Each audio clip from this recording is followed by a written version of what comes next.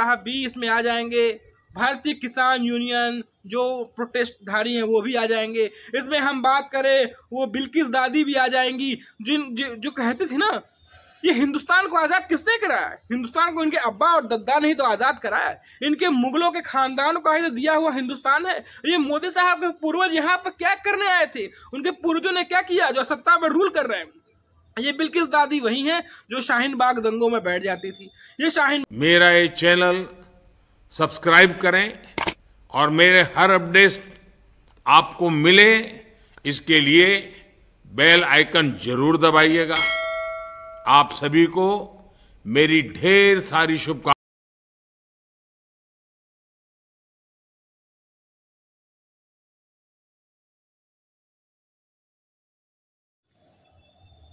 नमस्कार, जय श्री राम, वंदे मातरम, हर हर महादेव। एक बार फिर आप सही दोस्तों को आज के हमारे अंतर्मन पॉडकास्ट के इस एडिशन में आपका स्वागत है। आज हम चर्चा करने वाले हैं, आज हम बात करने वाले हैं फार्मर प्रोटेस्ट 2.0।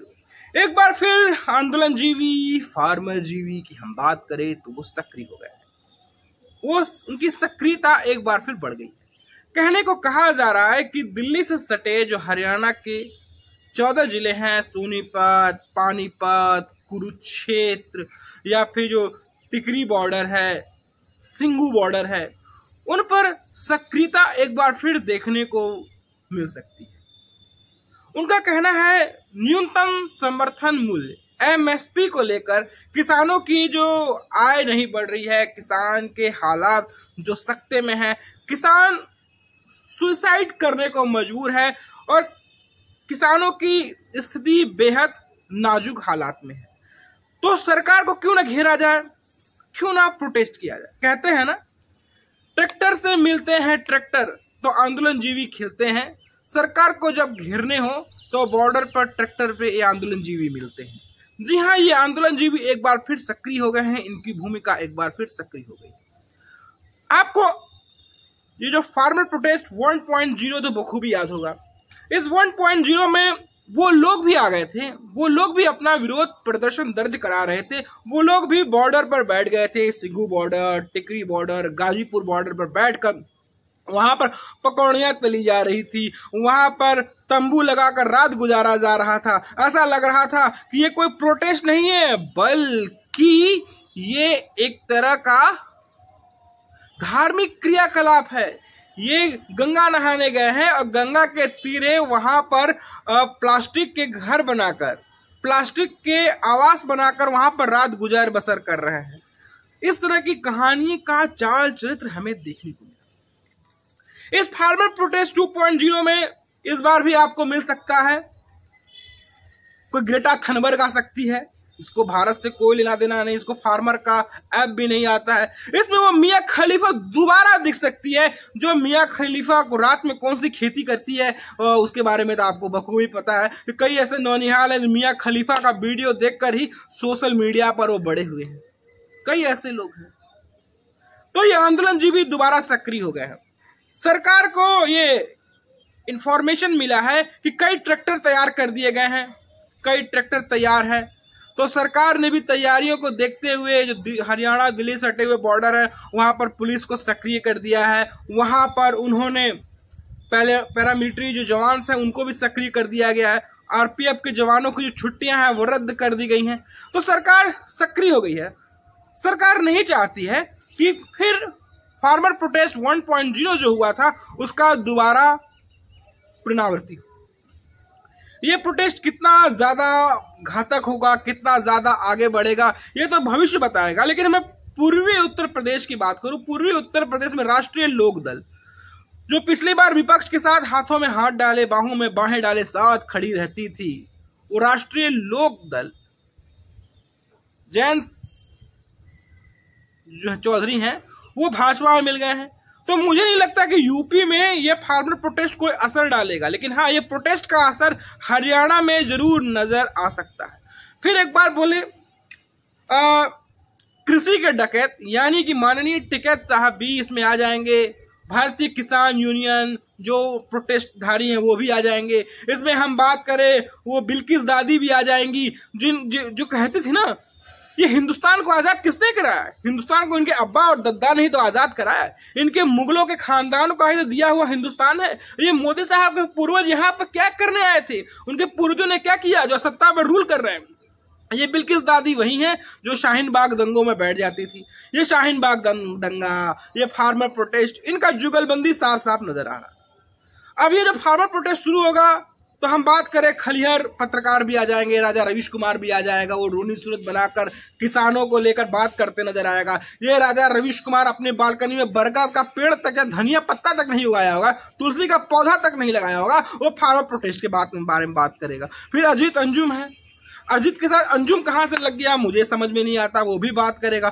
फिर वो चिकना धान गेहूं पत्रकार हम बात करें, कभी टीवी पर बैठकर गेहूं के खेत में खड़े होकर धान की फसल के बारे में चर्चा करने वाला, वो भी यहाँ पर चिकना आ जाएगा। वो भी अपनी अपनी बातें करेगा, अपनी अपनी बातों की गवाही करता नजर आएगा और कहेगा किसानों की हालत बेहद खस्ता हाल है।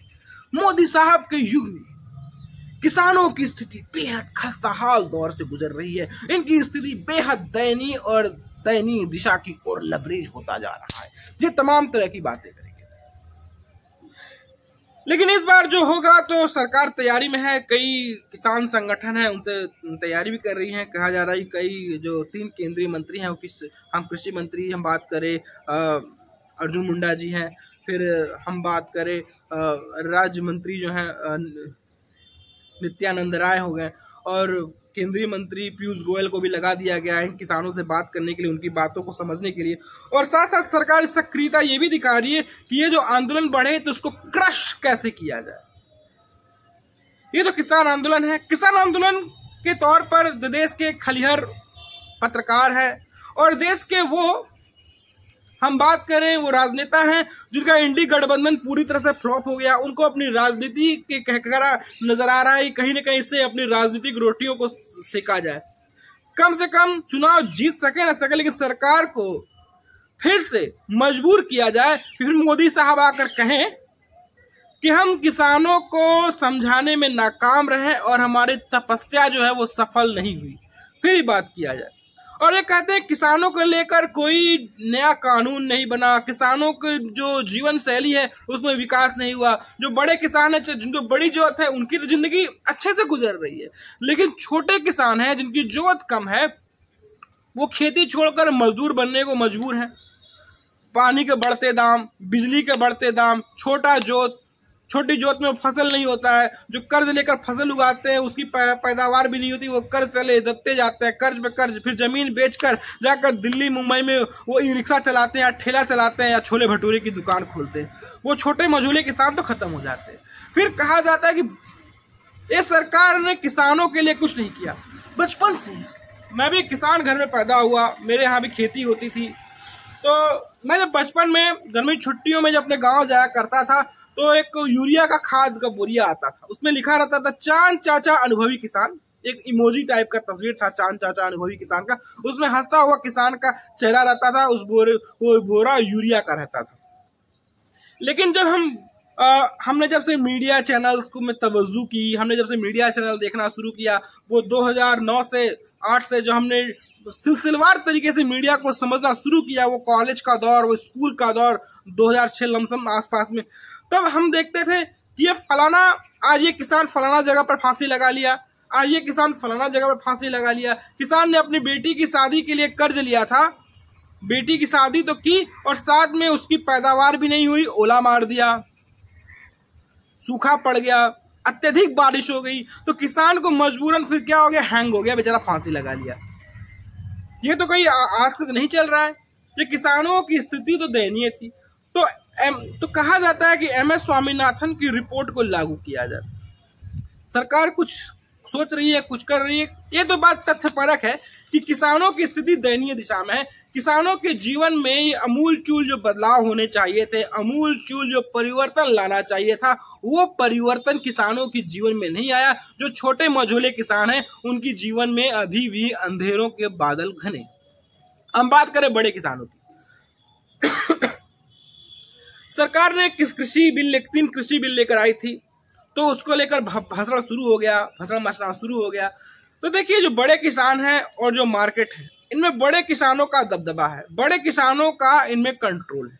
सरकार जो कृषि बिल लेकर आई थी, किसान खुद अब जाएगा, खुद ही मार्केट में जाके बेचेगा, इसमें कोई बिचौलिया नहीं रहेगा। अड़तिया जो बिचौलिया बनकर किसानों से सस्ते दर पर खरीदता है और ऊंचे दर पर मार्केट में बेचता है, व्यापारी को बेचता है, और जो जन जन तक जाता है, और वहां पर सिस्टम खत्म करने वाली थी सरकार। सीधा किसान से मार्केट की जो दूरी है उसको कम कर रही थी, सीधा किसान जो उपजाएगा वही बेचेगा। लेकिन अड़तिया जो मध्यस्थ हैं, उनको लगा कि किसान ने तो हमारा व्यापार ही खत्म कर दिया। कई ऐसे नेता हैं, किसान नेता बनकर बैठे हुए हैं महाराष्ट्र के मार्केट में, यूपी के मार्केट में, एमपी के मार्केट में, राजस्थान के मार्केट में, पंजाब के मार्केट में। उनको लगा रहे भाई मेरे बिचौलिया का तो कैरियर का तबाह कर देगा, हमारा किसान राजनीति खत्म हो जाएगा।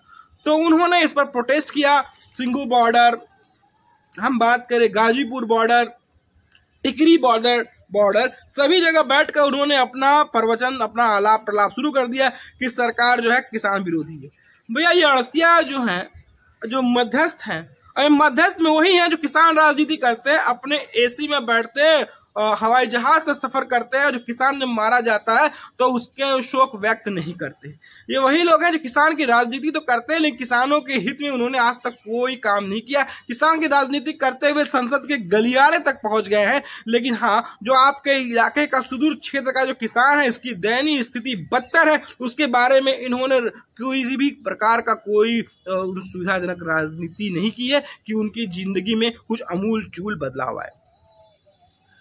तो मोदी साहब ने प्रोटेस्ट हो रहे थे, 6 महीने साल भर बॉर्डर जाम किया रहा, तब मोदी जी आखिरकार ये 3 जो कृषि कानून लाए थे वापस कर लिया। तो उन्होंने बोला था मेरी तपस्या में कोई कमी रह गई। तो मोदी साहब का कैरियर का ये सबसे बड़ा विड्रॉ था, सबसे बड़ा ड्रॉबैक था ये।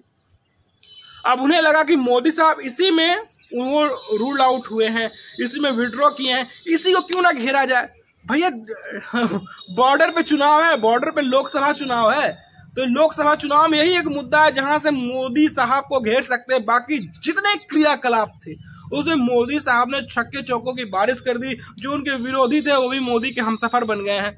राष्ट्रीय लोकदल जयंत चौधरी चरण सिंह के जो पोते हैं वो भाजपा में मिल गए जाके उत्तर प्रदेश में। अब तो उत्तर प्रदेश में 80 लोकसभा सीटें हैं, तो 80 लोकसभा सीटों वाला उत्तर प्रदेश जो गलियारा है, जो संसद के पटल तक लेकर जाता है, तो इनको लगा भाई कैसे किया जाए, कैसे हमारे वामपंथी साथियों को एकजुट किया जाए।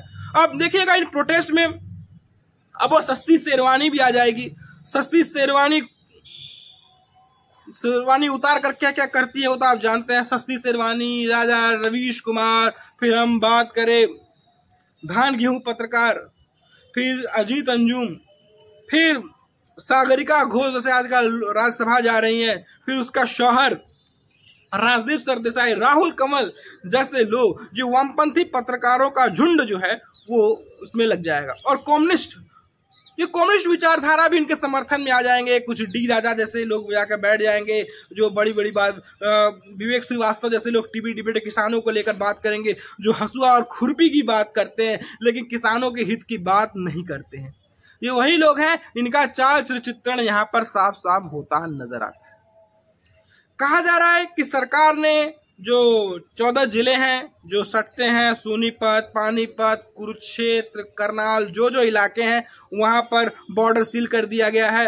जो हाईवे पर कटीली तारें लगाई गई हैं और कि ना रोका जाए। फिर ये भी कहा जा रहा है कि हो सकता है किसान मोटरसाइकिल के माध्यम से, बस के माध्यम से या फिर मेट्रो के माध्यम से भी वो दिल्ली आकर दिल्ली में कूच कर सकते हैं, दिल्ली में विरोध प्रदर्शन कर सकते हैं। और कुछ ये भी तैयारी है कि ये जो ट्रैक्टर चालक है ऐसे ट्रैक्टर तैयार कर रहे हैं जिससे नुकीली कीले भी जो है उसे क्रश करके आगे बढ़ा जाए। इस तरह की भी बातें साफ साफ नजर आ रही, इस तरह की चर्चाएं भी सोशल मीडिया पर धड़ल्ले से हो रही है। लेकिन हम बात करें विपक्ष की, विपक्ष तो कमजोर है। अब विपक्ष का लगता नहीं कि विपक्ष का उसको दाल उल गलने वाला है। हम बात करें, अभी हमने हाल फिलहाल में देखा कि राहुल भैया का भारत जोड़ो न्याय यात्रा, ना जाने किसको न्याय दिला रहे हैं, ना जाने किसको न्याय की तहरीर देते नजर आ रहे हैं, ना जाने किस किस की न्याय की बात कर रहे हैं। हमारे कोयलांचल में तो राहुल बाबा ने तो एक बेचारे कोयले वाले से उसकी दयनीय स्थिति के बारे में जायजा नहीं लिया, वो तो खुद उसके साथ मनोरंजन के माध्यम से कोयला ढोने वाला मजदूर के साथ कोयला ढोता नजर आया, उसकी यथास्थिति को बदलने की कहानी को रद्दोबदल करता वो नजर नहीं आया। अब उनको लगता है यही माध्यम है, यही तरीका है, यही फलसफा है कि विरोध में बैठकर किसानों के नाम पर सरकार को घेरने की कोशिश की जाए। सरकार को घेरने के अलावा इनके पास अब कोई विकल्प दिखता नजर नहीं आ रहा है, क्योंकि मोदी साहब के जो पूरे 10 साल का कार्यकाल रहा है, इसमें कृषि बिल ही एक ऐसा वैकल्पिक माध्यम था जहां पर मोदी साहब ने विड्रॉ किया। ऐसा कोई इश्यूज नहीं था जहां पर मोदी साहब ने अब तक विड्रॉ की और पीछे हटने के रोल बैक की कहानी को गढ़ा हो। तो एक कृषि कानून मोदी साहब के 10 साल के कार्यकाल का एक ऐसा पलीता है जो केंद्र सरकार को कमजोर करता नजर आ रहा है। और देखिए, किसान की जब बात करते हैं ना, हमेशा से किसान का मुद्दा जो होता है वो दुखता रग रहा है। किसान को लेकर हमारे देश में एक सॉफ्ट नेचर रहा है कि किसान है, पीड़ित है, गरीब है, किसान अन्नदाता है, किसान उगाते हैं तो हम रोटी खाते हैं।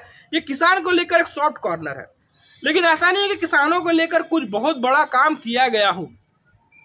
किसानों की स्थिति कल भी वैसी थी, आज भी ऐसी। एक हरित क्रांति हुई थी किसान को लेकर, उस दौर में हरित क्रांति में किसानों की स्थिति कुछ सही हुई, लेकिन किसानी में अब रिफॉर्म की जरूरत है। किसानी में क्योंकि लगातार जोत घटते जा रहे हैं, आबादी बढ़ती जा रही है, जोत कम है, पैदावार ज़्यादा चाहिए, और लगातार पानी का जो उपलब्धता है वो भी कम होते जा रही, जलस्तर घटता जा रहा है जगह जगह। तो भैया कुछ न कुछ तो उसमें विकास होना है चाहिए, वो तमाम तरह की बातें। लेकिन ये किसान ही जो है वो पीड़ित नहीं है। अब किसान कुछ ऐसे हैं, इन्हें मुफ्त में चाहिए इन्हें पानी मुफ्त में चाहिए, इन्हें बिजली मुफ्त में चाहिए। तो भाई मुफ्त में धरती में मिलता क्या है?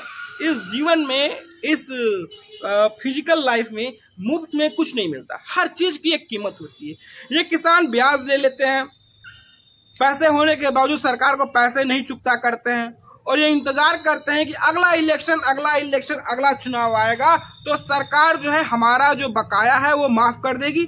अगर माफ नहीं करेगी तो हम फिर वो किसान वाला रोना रुदल मचाना शुरू कर देंगे। हम किसान हैं भैया, हम अन्नदाता हैं, हम फसल उपजाते हैं तो हिंदुस्तान खाता है। इस तरह की जो किसान है उनका तो बातें समझ में आती हैं। ये बड़े बड़े किसान का रोना रुदल शुरू हो जाता है। मतलब सरकार को ब्लैकमेल करने की कोशिश करती है। क्या भाई उनसे कोई पूछे क्या बिजली जो है हवा में पैदा होता है? हाँ, ये जो उनके लिए डीजल रियायतें जो है क्या हवा में होती है? आप अन्नदाता हैं तो अन्नदाता की तरह ही रहिए ना। आप क्यों एक राजनीतिक पटल के शिकार हो जाते हैं? और आप सोचते हैं कि सरकार आएगी तो हम सरकार और फिर से ब्लैकमेल करेंगे, फिर से ब्लैकमेल करके सरकार के कंधे पे चढ़ जाएंगे, और हम जो हमें गिव अप करना है, जो हमें चुकता करना है, जो कर चुकता करना है, वो कर चुकता करने का काम नहीं करते। ये बड़े किसानों की कहानी है। और सरकारें जो होती है, जो सत्ता में आना होता है, वो कहती है कि इस बार हमें आप वोट देकर जिता दीजिए, इस बार हम सत्ता में आएंगे तो किसानों का जो इतना कर्ज है उस कर्ज को हम माफ कर देंगे। तो यही कहानी कांग्रेस सरकार से चलती आ रही थी, कांग्रेस के जमाने से।